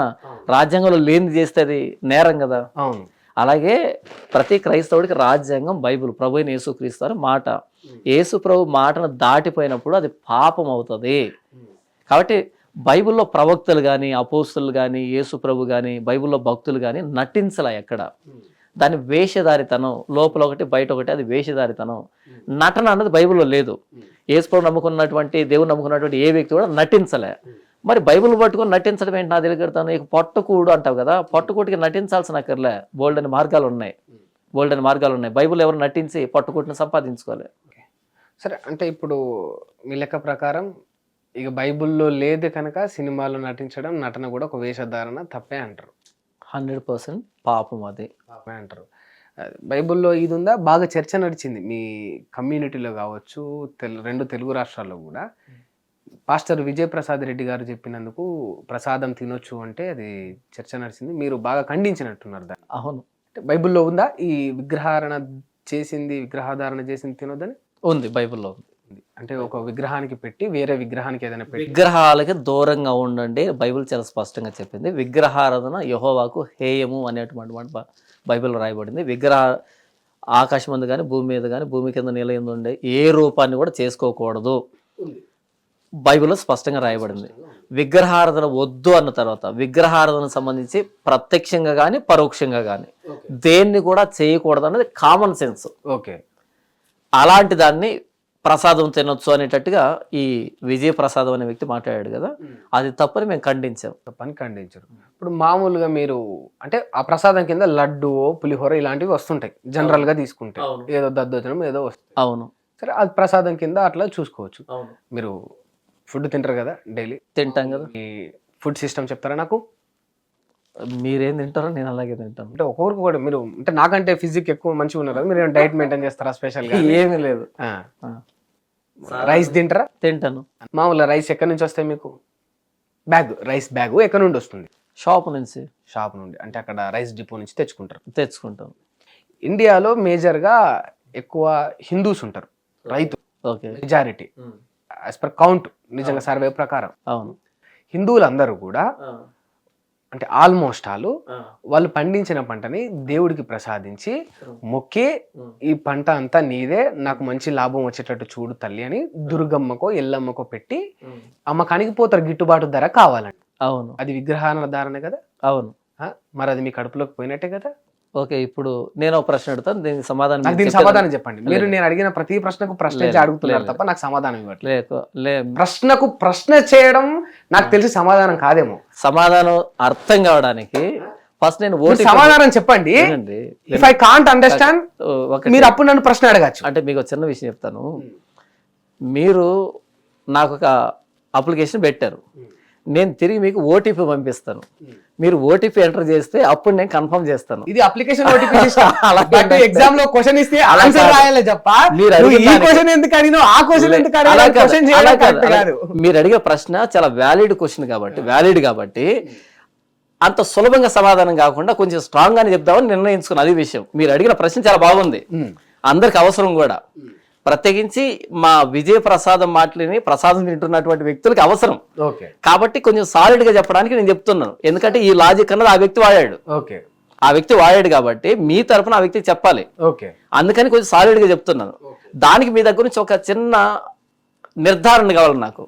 అదేంటంటే, మీరు గుడికి వెళ్తారు, గుడికి వెళ్ళిన తర్వాత ఆయన ఏదో ఇలా తీర్థం పోస్తారు చేతిలో, ఇలా తాగి ఇలా అనుకుంటారు కదా. ఆ తీర్థాన్ని ఇలా కాళ్ళు కడుక్కోవడానికి చేతులు కడుక్కోవడానికి ఉపయోగిస్తారా? ఉపయోగించారు. ఇంత తీర్థం అంటే ఏంటి? దేవుడి దగ్గర ప్రసాదించి దేవుడికి సమర్పించి ఆ తర్వాత మనకి ఆ నీళ్ళే కదా. నీళ్ళే కదా. మీరు కాళ్ళు కడుక్కునే చేతులు కడుక్కుండేది ఇవి కూడా నీళ్ళే కదా. నీళ్ళే. మరి దాన్ని తీర్థం అని ఎందుకన్నారు, దీన్ని నీళ్ళు ఎందుకని అన్నారు? నల్ల నుండి వస్తాయి, దేవుడి దగ్గర పెట్టినాం కనుక అది కదా. ప్రసాదం అని అన్నప్పుడు విగ్రహానికి సమర్పించింది, దేవుడు సమర్పించింది అనేది ప్రసాదం అంటాం. పేరు చెప్తుంది కదా. నేను తెచ్చుకున్న రైస్ బ్యాగ్ అన్నది గ్రాసరీ నుంచి తెచ్చుకున్నాను, షాప్ నుంచి తెచ్చుకున్నాను. దాని మీద ప్రసాదం అని రాసి కాదు నాకు అమ్మింది వాళ్ళు. దాని మీద ధాన్యం అని, వరి, అది బియ్యం అని వ్రాసి అమ్మారు నాకు. అది నేను డబ్బిచ్చి కొనుక్కున్నాను. దాన్ని దేవుని దగ్గరికి వెళ్ళి ఇలా కళ్ళెత్తుకొని తెచ్చుకున్నది కాదు అది. కాబట్టి ప్రసాదం అనే పేరులో ఏముందంటే అది ఇక్కడ అర్పించాము అని చెప్తుంది. అది నేను తెచ్చుకున్న రైస్ బ్యాగ్ ఏంటంటే కొనుక్కొని లడ్డు అర్పించారు ప్రసాదం కాదు. అదే లడ్డుని బేకరీలో కొన్నప్పుడు నేను ఇలా కళ్ళెత్తుకొని తిన్నాను, మామూలుగా తింటాను. మీకు తెలుసా? ఇప్పుడు నేను అలా కాదు. నా ప్రశ్న అసలు అంటే డివేట్ అవుతున్నారు. దేవుడి దగ్గర ఇప్పుడు మనకు ఒక గుడి నుండి వచ్చే ప్రసాదము అంటే, గుడి అంటే ఇప్పుడు యాదాద్రి టెంపుల్ ఉంది, అక్కడ నుండి మనం వెళ్ళి కొనుక్కునే లడ్డు పులిహోరను అది ప్రతిదీ దేవుడి దగ్గర పెట్టి పూజించారు. దేవుడికి పెట్టేది అలాగుంటది. భక్తులందరికీ పంపిణీ చేసేది దేవుడి కింద భక్తులకు ఇచ్చేది. అది అక్కడ ఉన్న అర్చకులు సంథింగ్ కొందరు వంట వాళ్ళు రెడీ చేసి అమ్ముతారు. అది ప్రసాదంగా అయినప్పుడు, ఇప్పుడు ఎవరైతే వడ్లు ఒక వరి పండించిన ఆయన అక్కడ కొబ్బరికాయ కొట్టి అగరబత్తులు పెట్టి కుంకుమ పసం పెట్టి వరి కొంచెం కోసుకొని పోయి దేవతకు సమర్పించి, నేను నీ బిడ్డని, ఈ పంట నీది, నా పంటకు మంచి ధర కావాలని మొక్కినప్పుడు అది దేవుడిదే అవుద్ది కదా. అది అట్లయినప్పుడు ఇది కాదా? ఈ చిన్న విషయాన్ని ఎందుకో బాగా అటు ఈ విజయప్రసాదం కానీ మీరు కానీ బాగా కన్ఫ్యూజ్ అవుతున్నారు. మేము కన్ఫ్యూజ్ అవుతున్నాం, చాలా కన్ఫ్యూజ్ అవుతున్నారు. ఈత చెట్టు కిందకి వెళ్ళి పాలు తాగినా కళ్ళు తాగినట్టేనా ఒక సామెత. ఈత చెట్టు కిందకి వెళ్ళి పాలు తాగినా కళ్ళు తాగినట్టు. ఎందుకంటే అది కళ్ళు అమ్మేటువంటి ప్రదేశం అది ఈత చెట్టు అంటే. అక్కడికి వెళ్ళి నేను పాలు తాగుతున్నా అంటే కుదరదు. అలాగే ఈ యాదాద్రినో లేకపోతే తిరుమలనో ఏదైనా సరే అక్కడి నుంచి బయటకు వచ్చేదానికి పెట్టిన పేరు ప్రసాదం అని పేరు పెట్టారు. ఆ స్థలం కూడా అదే. అక్కడి నుంచి వచ్చేదాన్ని లడ్డుగా ఎవడు స్వీకరించడు, ప్రసాదంగానే స్వీకరిస్తారు. షాపులో ఎవడు ప్రసాదాన్ని అమ్మడు, బయట గ్రాసరీలో ఎవడు ప్రసాదాన్ని అమ్మడు. కాబట్టి ఇప్పుడు టెంకాయ కొట్టి మేము చేసినప్పుడు ప్రసాదం ఎందుకు కదా అంటే, అది ప్రసాదం కాదు, ధాన్యం అవుతుంది. ప్రసాదం కాదు, ధాన్యం. దేవుడి దగ్గర పెట్టి తీసుకొస్తేనే ప్రసాదం మీ లెక్క ప్రకారం. అంతేనా? అంతే. ఇప్పుడు గుట్ట దగ్గర, తిరుపతి కొండ దగ్గర రోజుకు కొన్ని వేల లడ్లు అమ్మబడతా ఉంటాయి. దేవుడి దగ్గర పెట్టే లడ్డు అసలు ఒకటి ఉంటది, కింద అమ్మబడేవన్నీ దేవుడి దగ్గర పెట్టరు. అలాంటప్పుడు అది ప్రసాదం కాదు మీ దృష్టిలో. అంటే మీకు ధాన్యానికి ప్రసాదానికి తేడా ఎందుకు అర్థం కావట్లేదు? అక్కడ వినండి, అక్కడ ఏమంటారు, ఒక రెప్లికా లాగా ఒక స్పెసిమెన్ లాగా ఒకటి పెట్టచ్చు, ఒక లడ్డు పెట్టచ్చు. కానీ మొత్తానికి అంతటికి పెట్టిన పేరు కూడా ప్రసాదం అనే. మొత్తానికి అందరూ పెట్టిన ప్రసాదం అనే. ఇవన్నీ అంటే మనుషులు పెట్టుకునే కదా. మనుషులు పెట్టారా ఇంకెవరు పెట్టారా కాదు నేను అంటున్నది. ఒకవేళ నేనేమంటున్నాను అంటే, ఒకవేళ అలాగైతే ఈరోజు ఈ సూపర్ మార్కెట్లో మనకు ఆలివ్స్ దొరుకుతున్నాయి కదా, ఆలివ్స్ దొరుకుతున్నాయి. ఆలివ్స్ ఎక్కడి నుంచి వస్తున్నాయి? ఇస్రాయేల్ నుంచి వస్తున్నాయి. ఇస్రాయేలీలు యెహోవాను అంగీకరించేవాళ్ళు. ఇప్పుడు యెహోవాను అంగీకరిస్తున్నారని ఆలివ్స్ తినే వాళ్ళందరూ దాని అర్థం కాదు కదా. అది పంట, అది ఫ్రూట్, అది ఫలం, అది అంతే. వాడు కొబ్బరికాయ కొడుతున్నాడు, ఊదిగడ్డలు వెలిగిస్తున్నాడు, అనవసరం. అది ఆ వ్యక్తికి సంబంధించింది. ధాన్యం రావాలని ఆ వ్యక్తి భక్తి అది, అంతేకాని ధాన్యం అంతా ప్రసాదం కాదు. అలాగైతే ధాన్యాన్ని ఎందుకు అమ్ముకుంటున్నాడు? ప్రసాదాన్ని అమ్ముకుంటున్నాడు, ధాన్యాన్ని అమ్ముకుంటున్నాడా? అంటే ధాన్యానికి పురుగుల మందు కొడుతున్నాడా, ప్రసాదానికి పురుగు మందు కొడుతున్నాడా? అమ్ముతారు, ధాన్యాన్ని కూడా అమ్ముతారు. ఇప్పుడు పొలానికి పురుగు పట్టింది అనుకోండి, ధాన్యానికి పురుగు పట్టినట్ట లేకపోతే ప్రసాదానికి పురుగు పట్టినట్ట? ధాన్యానికి పట్టినట్టే కదా. కాబట్టి భక్తి ఆ వ్యక్తికి సంబంధించింది, ధాన్యం అనేది ప్రసాదం కాదు. ఇప్పుడు ఆ దేవుడు అంటే నేనేం అడుగుతున్నా, ఓకే మీరు చెప్పింది నాకు అర్థమైంది, ఐ అండర్స్టాండ్. మీరు ఏమంటున్నారు, గుడి దగ్గర ప్రత్యేకంగా ప్రసాదం అని పిలువబడేదే మాత్రం ప్రసాదం, ఇది పంట అవుద్ది అంటున్నారు. అవును. ఇప్పుడు ఆ వ్యక్తి దేవుడికి మొక్కి ఆ దేవుడి అనుగ్రహాన్ని కొలిచి దేవుడి దగ్గర కొంత సమర్పించుకొని దీనంతటికి నీ కరుణ దయ చూపమని చెప్పేది కొబ్బరికాయ సంథింగ్ ఏదో చేసినప్పుడు దానికి అదేది కూడా అంటదా అని అడుగుతున్నా. అంటదా? ఎందుకు అంటదో? ఒకవేళ అంటితే పురుగు పట్టకూడదు కదా. ఒకవేళ ఈ భక్తి కనుక ఆ ధాన్యానికి అంటితే పురుగు పట్టడం దేనికి? పురుగుల ముందు ఆగి రైతు సావడం దేనికి? కాబట్టి ప్రసాదానికి పురుగు పట్టదని మీరు ప్రసాదానికి పురుగు పడుతుందా? పట్టదు కదా. ప్రసాదానికి పురుగు పట్టకూడదు.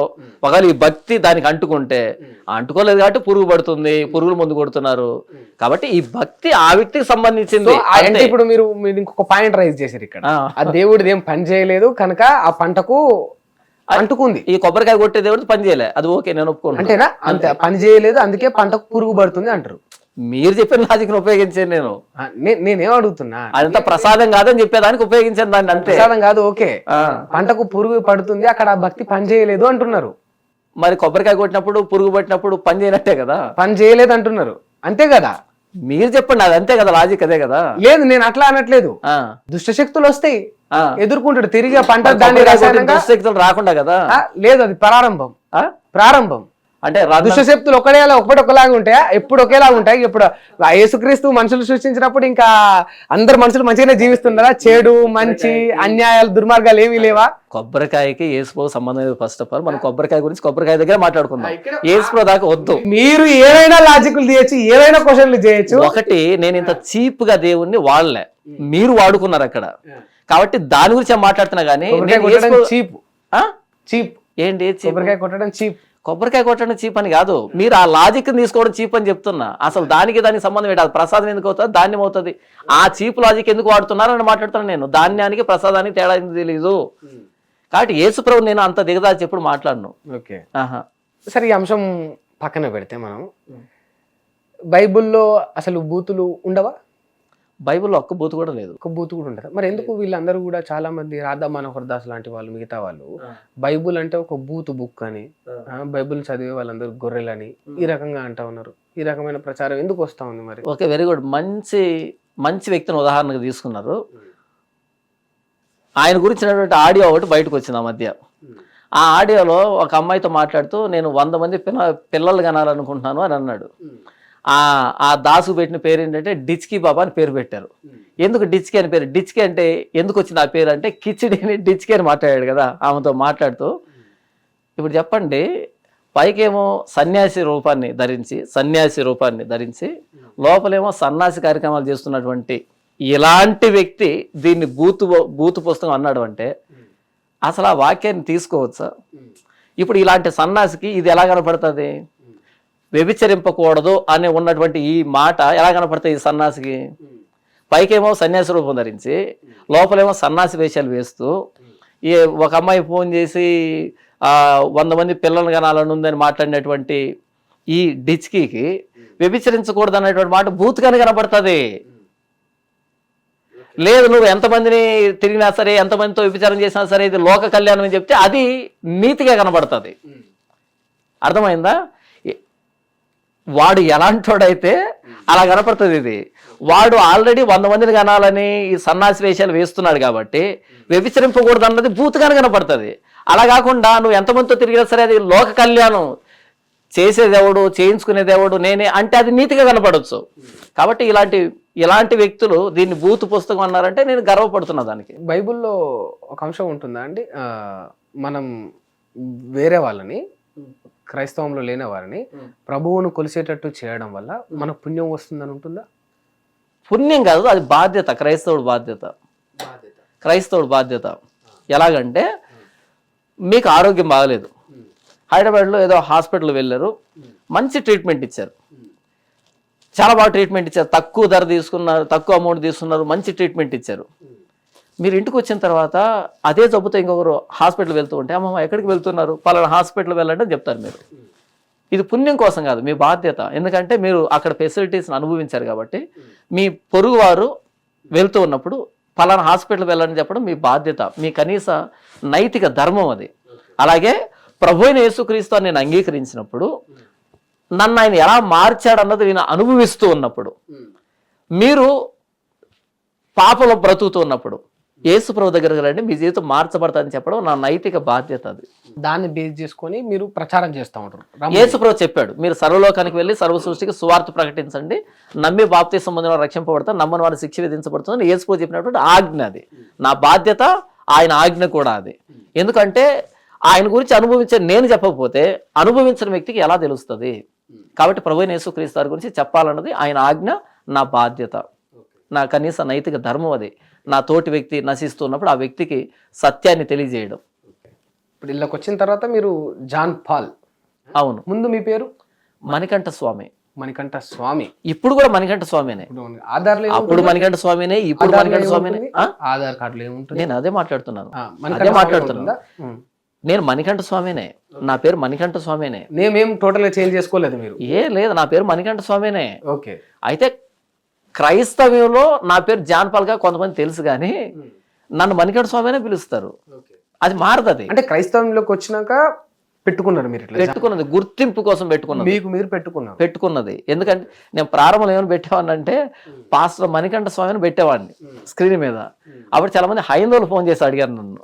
ఏమని అడిగారు అంటే, నువ్వు యేసుప్రభు నమ్ముకున్నావు కదా, యేసుప్రభు నమ్ముకుంటే మీ పేరు పెట్టుకో, మరలా మణికంఠ స్వామి అంటే మమ్మల్ని రెచ్చగొడుతున్నావా అని అడిగారు. ఓకే.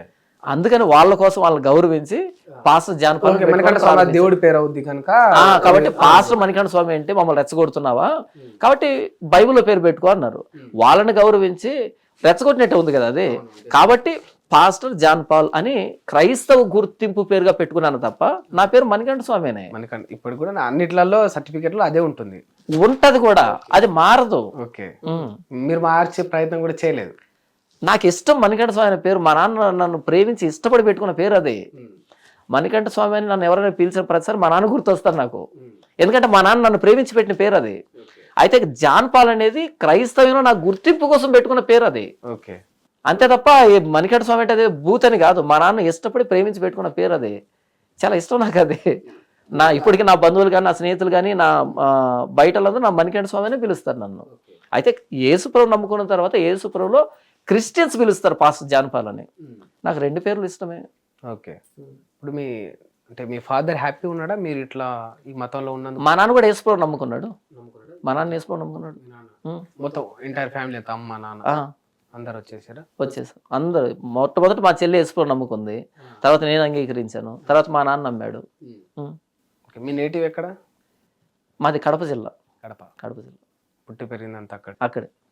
లోకానికి అంత ప్రభు ఒక్కడే, ఆ ప్రభు యేసు ప్రభువే అని మీరు అంటున్నారు. అవును, బైబిల్ చెప్తుంది. బైబిల్ చెప్తుంది, బైబిల్ని మీరు అనుసరిస్తున్నారు, దాన్నే మీరు నిజమని ప్రకటిస్తున్నారు. ఓకే, ఇది బాగుంది. ఇంకొందరు వేరే వేరే మతస్థులు, హిందువులు, ముస్లింలు, ఇంకోరు వాళ్ళ దేవుణ్ణి వాళ్ళు నమ్ముతా ఉంటారు. మీరు చెప్పిన ఆధారాలు మీకు ఎట్లుంటే వాళ్ళకు కొన్ని ఉంటాయి. ఇదంతా ఒక కేటగిరీ. అసలు ఇదంతా కాకుండా ఇంకొకటి రెండోది ఉంటది. అసలు దేవుడే లేడు, ఇదంతా కల్పన, ఒక అభూత కల్పన. పాస్టర్లేమో క్రైస్తవ్యంలో ఉండే జీసస్ పేరు చెప్తూ, హిందువులు పురోహితులు ఇంకో పూజారులు అయి దేవుడి పేరు చెప్తూ, ముస్లింలు వాళ్ళ అల్లా పేరు చెప్తూ, కొందరు బాబాలు, వీళ్ళందరూ కూడా వ్యక్తిగతంగా వీళ్ళు ఎలివేట్ కావడానికి, వ్యక్తిగతంగా వీళ్ళు ఎదగడానికి, డబ్బులు సంపాదించడానికి దేవుడు అనే ఒక భ్రమను, ఒక లేని రూపాన్ని, లేని పేరును వాడుకుంటుర్రు అని కొందరు నాస్తికులు చెప్తున్నారు. దీన్ని ఎంతవరకు ఏకీభవిస్తారు? నాస్తికుల గురించి బైబిల్ ఏం చెప్పిందంటే 14వ కీర్తనలో దేవుడు లేడని బుద్ధిహీనుడు తన హృదయంలో అనుకుంటాడు అని రాయబడింది. దేవుడు లేడని బుద్ధిహీనుడు తన హృదయంలో అనుకుంటాడని బైబిల్లో స్పష్టంగా రాయబడింది.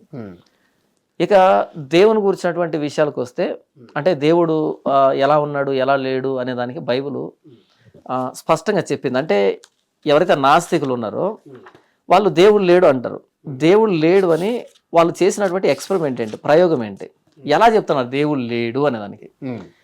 ఒక విషయం లేదు అని చెప్పడానికి ముందు దానికి ఒక ఎక్స్పెరిమెంట్ జరగాలి కదా. ఎలా చెప్తున్నావు దేవుడు లేడని? రోమియోలు రాసిన పత్రిక 1వ అధ్యాయం 18 నుంచి ఏమని రాయబడిందంటే, దుర్నీతి చేత సత్యమును అడ్డగించు మనుషుల యొక్క సమస్త భక్తిహీనత మీదను దుర్నీతి మీదను దేవుని కోపము పరలోకం నుండి బయలుపరచబడుచున్నది. ఎందుకనగా దేవుని గూర్చి తెలియ శక్యమైనదేదో అది వారి మధ్య విషదమై ఉన్నది, దేవుడు అది వారికి విషదపరచను.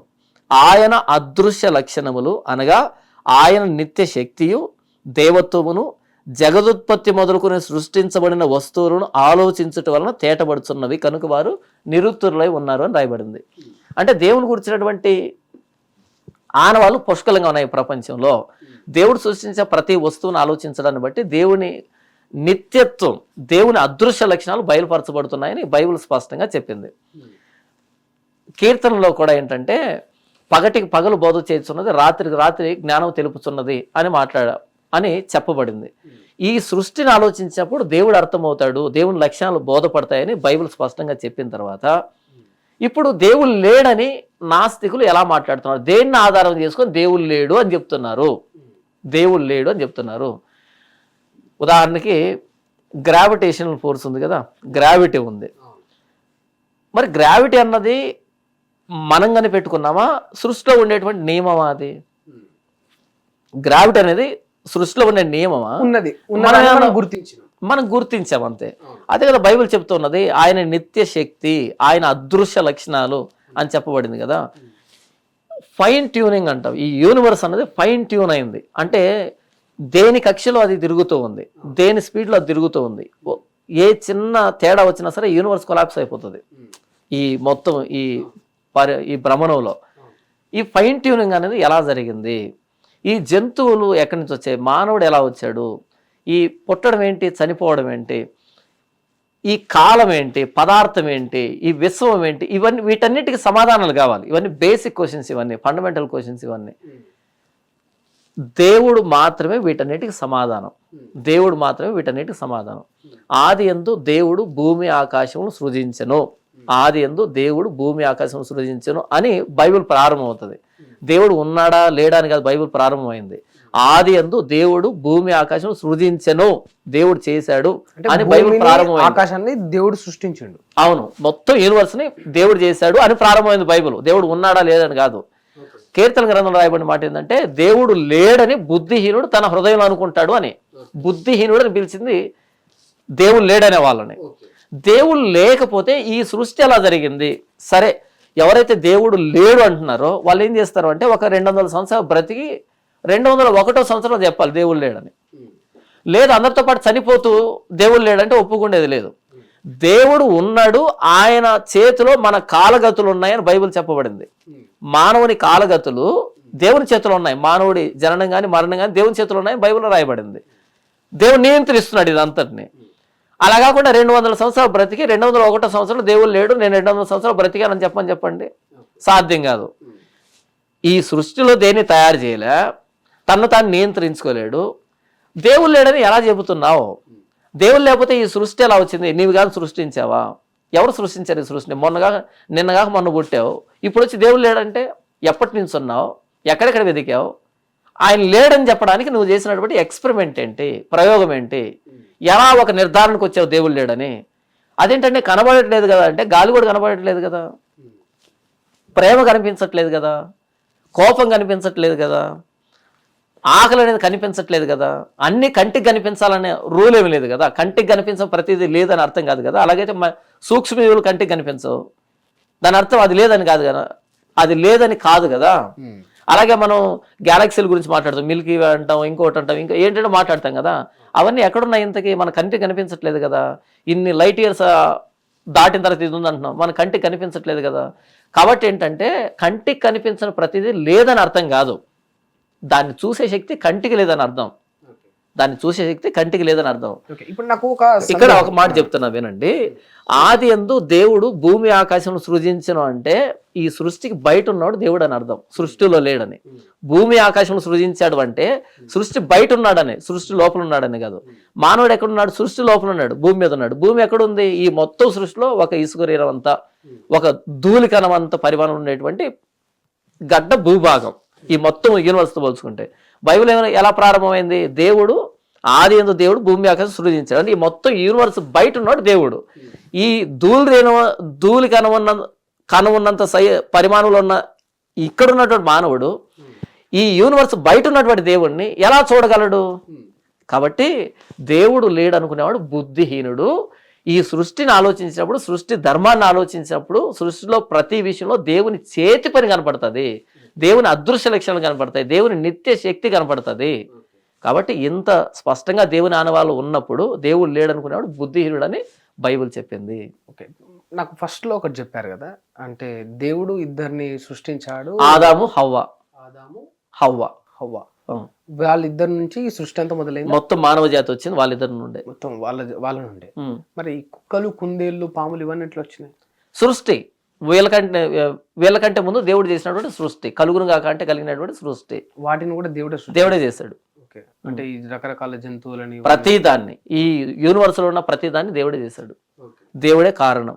ఓకే, ఇప్పుడు ఆదాము హవాకు ఆదాము హవా అని పేర్లు పెట్టింది కూడా దేవుడే. ఆదాము అంటే మానవుడు అని, అది పేరు కాదు, అంటే వాళ్ళకు నామకరణం కాదు, అంటే నామకరణంగానే పరిగణించబడింది అది. ఆదాము అంటే మానవుడు అని. ఓకే, హవ్వ అంటే జీవం కలిగిన ప్రతి వానికి తల్లి అని, ఆయన తండ్రి అని ఈవిడ తల్లి అని. అట్లా మొదటి మానవులు అట్లా.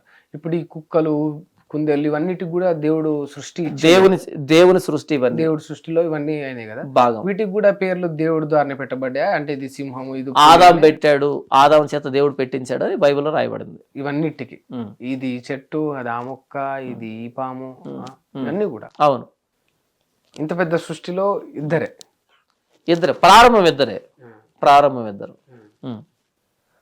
ఇది కొంచెం అంటే హాస్యాస్పదంగా ఉంది, నాకు హాస్యాస్పదంగా ఉంది. అంటే ప్రారంభంలో ఇద్దరే ఉంటారు అనేది హాస్యాస్పదంగా మీకు అనిపిస్తే, ఇలా మీరు హాస్యాస్పదంగా అనుకుంటారు, నాకు హాస్యాస్పదంగా ఉంది. ప్రారంభంలో ఎంతమంది వస్తారు? 200 మంది వస్తారా అని. ప్రారంభం ఎప్పుడు కూడా చిన్నగానే ప్రారంభం అవుతుంది, అది రాను రాను విస్తరిస్తుంది. ప్రారంభంలో ఇంతమందిని ఎక్స్పెక్ట్ చేయడం హాస్యాస్పదమే కదా, ఇద్దరే ఉంటారు ప్రారంభంలో. మామూలుగా అంటే బయట దేశాల గురించి తెలియదు కానీ ఈ భారతదేశంలో ఒక క్యాస్ట్ ఫీలింగ్ ఎక్కువ ఉంటుంది. అంటే వీడింత వాడంత, ఇది నాది అగ్రవర్ణం, నీది నిమ్నవర్గం అని ఉంటది కదా. క్రిస్టియానిటీలో కూడా ఎస్సీల నుంచి వచ్చిన వారిని ఒకలాగా, రెడ్డిల నుంచి వచ్చిన వారిని ఒకలాగా, ఇంకో క్యాస్ట్ల నుంచి వచ్చిన వాళ్ళు ఒకలాగా చూస్తారని విన్నా. నిజమేనా?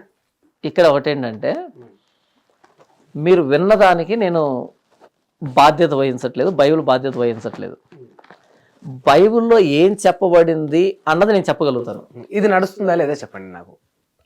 అదే అంటున్నాను, మీరు ఎక్కడ విన్నారు, ఎవరు చెప్తే నేను దాన్ని అవునా కదా చెబుతాను. వాళ్ళ పేరు చెప్తే మీకు తెలియదు కదా. నాకు శ్రీనాథ్ అనే టైం ఒక ఆయన చెప్పిండు, మావోడు. మరి ఆయన ఎక్కడ చూసాడు అని నాకు actually is Christian, my Christian friend. ఉంటది రా కొంచెం ఉంటది ఖచ్చితంగా, ఎంతైనా కూడా.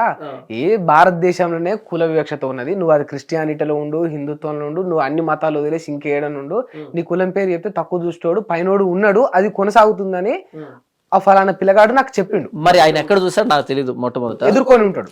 అదే అంటున్నాను, ఇక్కడ ఆయన ఎక్కడ చూసాడు అన్నది నాకు తెలియదు. ఓకేనా? ఆయన చూసింది నిజమో కాదో నాకు తెలియదు. బైబిల్ పట్టుకున్నప్పుడు కులాలు గోత్రాలు లేవు. బైబిల్ పట్టుకున్న కులాలు గోత్రాలు లేవు. యేసుప్రభు నమ్ముకున్నప్పుడు అందరం సమానమే. యేసుప్రభు నమ్ముకున్న అందరం సమానమే. ఎందుకంటే ప్రారంభం చెప్పాను కదా, ఆదాము హవ్వలు వారి ఇరువురు నుంచే సమస్తం వచ్చినప్పుడు ఒక తండ్రికి ఒక తల్లికి పుట్టిన బిడ్డల్లో వ్యత్యాసాలు ఎందుకు ఉంటాయి? ఉండవు. అన్నిటికి మించి అందరూ దేవుని చేతి పని అయినప్పుడు, అందరూ దేవుని పిల్లలు అయినప్పుడు ఈ కులాలు గోత్రాలు ఎక్కడి నుంచి వచ్చాయి? కాబట్టి యేసుప్రభు నమ్ముకున్న వాళ్ళకి కులాలు గోత్రాలు లేవు. కులాలు గోత్రాలు పాటించే వాళ్ళు క్రైస్తవులు కాదు. ఓకే, కులాలు గోత్రాలు పాటించే వాళ్ళు క్రైస్తవులు కాదు. మేము ప్రతి ఆదివారం చర్చిలో ఏం చేస్తామంటే రొట్టె ద్రాక్షరసం తీసుకుంటాం. రొట్టెను ప్రభు శరీరంతోనూ ద్రాక్షరసాన్ని ప్రభు రక్తంతోనూ సాదృశ్యంగా రొట్టె ద్రాక్షరసం తీసుకుంటాం. అక్కడ మేము చెప్పే మాట ఏంటంటే ఒకే పాత్రలోనిది తినుచున్నాం, ఒకే పాత్రలోనే త్రాగుతున్నాం అని. ఒకే పాత్రలో తిని త్రాగేది ఎవరు అంటే కుటుంబ సభ్యులు.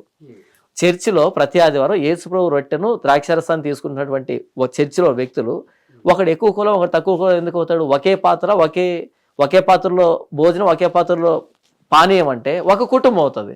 ఒక కుటుంబంలో ఇన్ని కులాలు ఎందుకు వస్తాయి, ఇన్ని గోత్రాలు ఎందుకు వస్తాయి? కాబట్టి ప్రతి ఆదివారం చర్చికి వెళ్ళి ప్రభు బలిలో చేవేసేటువంటి నిజంగా నికార్సుగా చేవేసేటువంటి ఎవడు కూడా కులాన్ని గోత్రాన్ని పట్టించుకోకూడదు.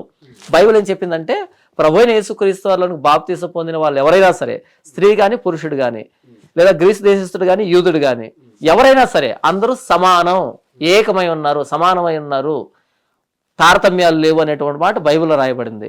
ప్రభు అయిన యేసుక్రీస్తు సువార్త విషయంలో మోమాటం గలవారై ఉండకండి, ఒకరిని పై స్థానంలోనూ ఇంకొకరిని కింది స్థానంలో కూర్చోబెట్టకండి అని యాకోబు పత్రికలో రాయబడింది. కాబట్టి కులాలు గోత్రాలు లేవని చెప్పేటువంటి ఈ బైబిల్ పట్టుకొని మరలా కులాలు గోత్రాలు పాటిస్తే వాళ్ళు క్రైస్తవులు ఎందుకు అవుతారు? క్రైస్తవంలో ఇలాంటివి ఉండకూడదు.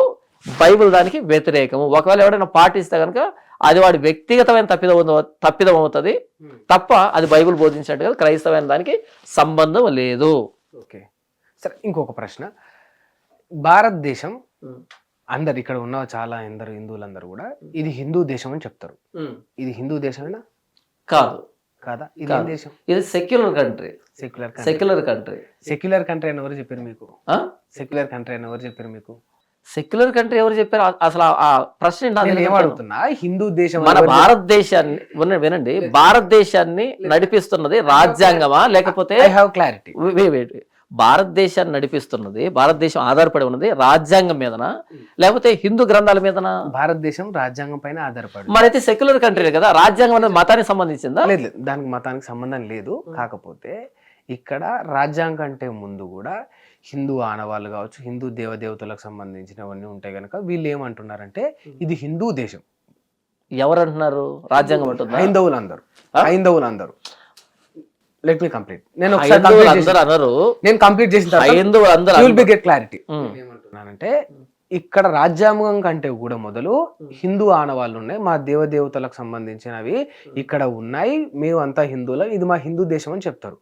తర్వాత కాలక్రమేపాన ఈ కాలం గడుస్తున్న కొద్దీ బ్రిటిషర్లు వచ్చిండ్రు, ఇక్కడ హిందూ దేశాన్ని జప్తు చేసుకున్నారు, వాళ్ళు పాలిస్తూ ఉన్నారు, వాళ్ళు ఏలిండ్రు. తర్వాత మెల్లగా ఇక్కడ అంచెలంచెలుగా క్రిస్టియానిటీ రకరకాలుగా పెరిగింది. ఇది ట్రూత్, ఇది వాస్తవం, కళ్ళకు కనపడే వాస్తవం మనకు. అవునా కాదా? అంటే మీరే వాస్తవం, మీరు ఇదే నిజం అని చెప్తున్నప్పుడు క్రిస్టియానిటీ ఎట్లా వచ్చింది భారతదేశం? మీరు ఇంకా ప్రశ్న అడగకుండానే మీరే నిర్ధారణ చేసుకున్నారు. ప్రశ్న అడగాలి, నాకు తెలిసిన నిజాన్ని నేను చెప్పాలి కదా. మీకు తెలిసిన నిజం కాదు, మీకు తెలిసిన సమాచారాన్ని మీరు చెప్పారు తప్ప నిజాన్ని కాదు మీరు చెప్పింది. మీరు డిక్లేర్ చేస్తున్నారు నా సమాచారం అది. లేదు. ఒకటి ఏంటంటే ఇది హిందూ దేశం అని హైందవులందరూ చెప్పరు. మరొకసారి చెప్తున్నాను, ఇది హిందూ దేశం అని హైందవులందరూ చెప్పరు. హైందవ్యంలో కొంతమంది మతోన్మాదంతో రగిలిపోతున్నటువంటి వ్యక్తులు ఉన్నారు. మీరు ఇంతకుముందు మీరు చెప్పారు, ఒక దాస్ అని ఒకటి చెప్పాడు కదా, ఆ దాసనో లేకపోతే ఇంకొకటి ఈ మధ్య ఈ మతం రంగు పులుముకొని వచ్చినటువంటి ఈ రాజకీయ పార్టీల కోసం కొమ్ము కాస్తున్న వ్యక్తులు కొంతమంది ఉన్నారు. వాళ్ళు హైందవుల మెదడులో చొప్పించే ప్రయత్నం చేస్తున్నారు ఈ హిందూ దేశం అని. ఏ హిందూ అన్నాడు? ఎందుకంటే చదువుకున్నారు కదా, చదువుకున్న యువకుడు కూడా ఇది హిందూ దేశం అంటే ఇది భిన్నత్వంలో ఏకత్వం కలిగినటువంటి దేశం. ఇది రాజ్యాంగాన్ని బట్టి పరిపాలించబడుతున్నటువంటి దేశం. ఇది సెక్యులర్ కంట్రీ, లౌకిక దేశం, ప్రజాస్వామ్య దేశం.